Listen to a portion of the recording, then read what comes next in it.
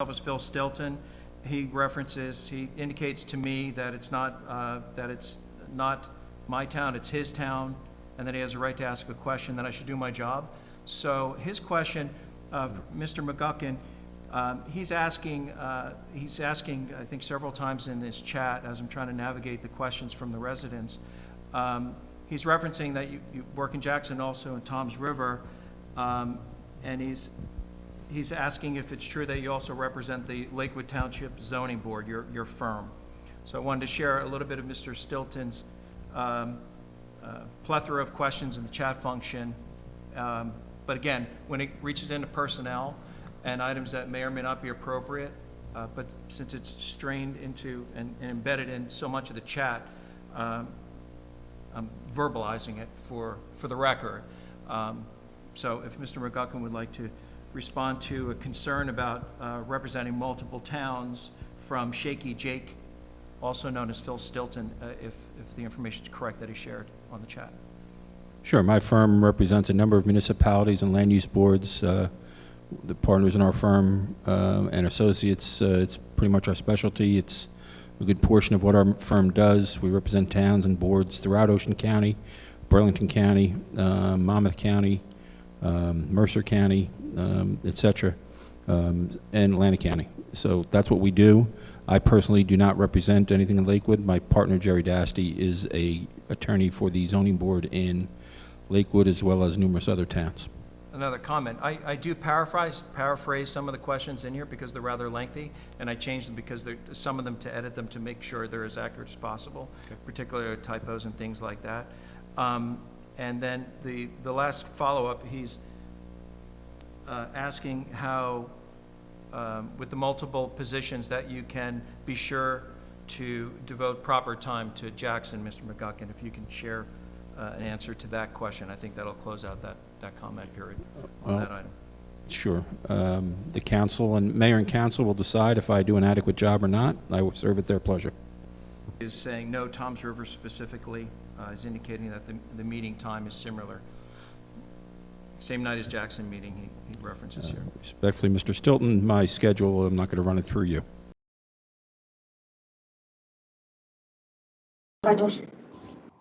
Destiny, you said you had an item, you had a comment on or a question on item G. I'm sorry. I actually got a second one in also. So the first question was from Arthur Anderson at 12 Park Street, Toms River. As per consent agenda resolution G, did this go out to bid? If not, how was the firm chosen? For this resolution, is there an escrow or cap this firm can charge per year? Okay. Is this from our Mr. No to each. Okay. There was a no to both of those questions. Okay.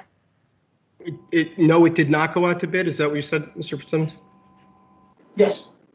I said no, it did not go out to bid. Hey. And we have another question from Tony Tamarazzo, 265 Coolidge Ave, Ortley Beach, New Jersey. Question on Resolution G. I support the objective of this council to retain qualified counsel and both enhance the services available to the mayor and council to run our municipality and do so in a way that is most cost efficient. I support the council and respectfully ask for an understanding of what cost savings are achieved. Also, what will the original chart look like? Organizational chart, I'm sorry. What would the organizational chart look like? Okay. Mr. Guardian. Hey.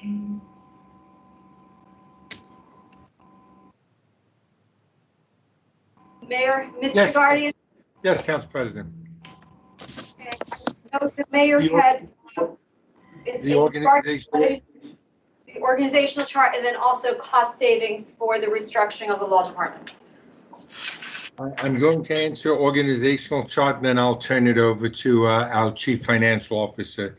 From the resolution that the council passed, the department head will report directly to the mayor.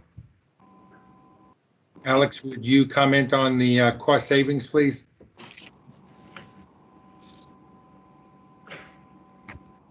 Hello. Yes, I can, Administrator. With the impending retirement of the lead attorney, Mr. Fitzsimmons, we will save between personnel cost and pension approximately $300,000 from that. And we've had other retirements announced. So in total, we're going to save a few $100,000 there. The total expected cost is at most a break even expected. But that's the worst case scenario. I have a question. Why didn't the restructuring ordinance call for the elimination of Mr. Fitzsimmons' $300,000 position if he's expected to retire when this was restructured? Why wasn't it restructured in a manner that reflected, no in-house counsel? It's my understanding that this position was left on the table so that it would be filled. So as of now, I think it's disingenuous to tell residents that this position is going to go away because we eliminated 2 attorney positions, not all 3. So if the mayor wanted to reorganize the department in such a manner as to eliminate all 3 in-house counsel positions, he would have drafted an ordinance, or I should say Greg McGuckin would have drafted an ordinance that would have restructured it in that way. So it's my understanding that position was left. So to count that as savings, I don't see how you get savings there unless you're eliminating the position. Where's the savings? The savings will result from the personnel costs and the benefits and other pension obligations resulting from the elimination of personnel. Okay, so you have two attorney positions, right? That one retiring, one, who knows, Mr. Merlino, I don't know what's going on there, right? And then you have these secretarial positions, but it's going to cost an awful lot of money to bring in Mr. McGuckin's firm, correct? I mean, what's his billable rate? Anybody know what his billable rate is per hour? Nobody? Mr. That should Guardian? be in the budget. We already pay Yeah, him it's for other not. services, so we Actually, should know that. I'll just save this for when we vote for my comments. Go ahead. I'm sorry. Finish answering the questions of the people at home. Okay. Any other questions from anyone at home? Art Anderson actually emailed again and just wanted to know why I didn't go out to bid.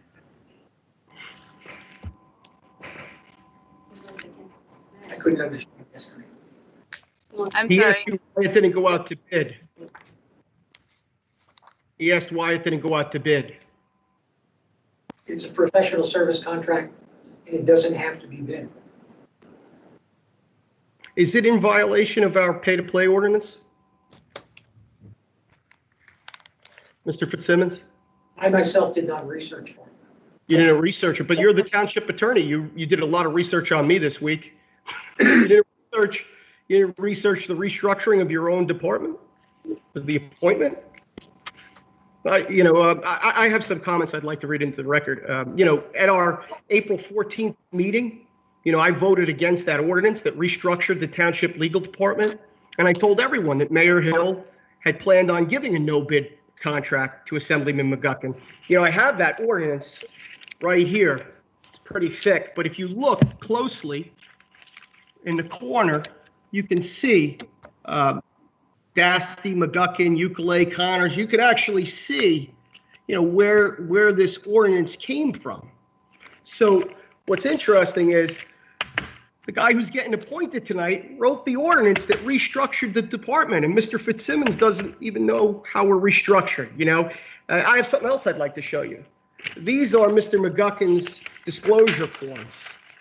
Each one of these little things represent one of Mr. McGuckin's disclosures. I only file one disclosure for this. That's it. Mr. McGuckin, Assemblyman McGuckin, he has 26 municipal job appointments, according to this. 26. And he recently picked up Lacey, Jackson, Manchester, and now you guys are going to give him Tom's River.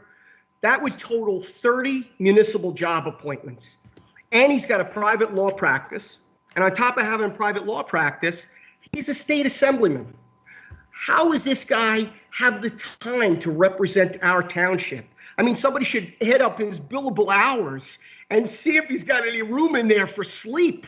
My schedule, I'm not going to run it through you.